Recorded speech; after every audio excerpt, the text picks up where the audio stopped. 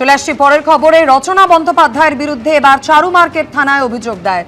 আরজিকর মেডিকেলের নিহত নির্যাতিতার নাম উল্লেখের অভিযোগ রচনা বন্দ্যোপাধ্যায়ের বিরুদ্ধে। আবির দত্ত আমাদের প্রতিনিধি টেলিফোন লাইনে রয়েছেন। আবির, ওই আইনজীবী ঠিক কি অভিযোগ করেছেন? দেখো, যেটা অভিযোগ সেটা হচ্ছে যে আরজিকরের ঘটনার পর নির্যাতিতার নাম কিন্তু উচ্চারণ করে তিনি সোশ্যাল মিডিয়ায় বার্তা দিয়েছিলেন বা তার ভাইরাল হয়েছিল সেই ছবি, এবং এরপর লিখিতভাবে অভিযোগ করা হয়েছিল পুলিশের কাছে, কিন্তু কোনো ব্যবস্থা নেওয়া হয়নি বলে দাবি।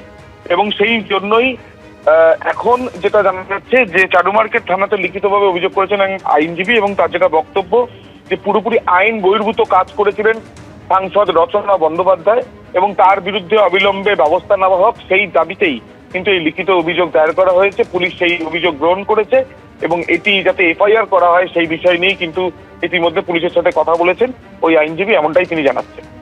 ধন্যবাদ আবির। রচনা বন্দ্যোপাধ্যায়ের বিরুদ্ধে চারু মার্কেট থানায় অভিযোগ দায়ের করলেন এক আইনজীবী।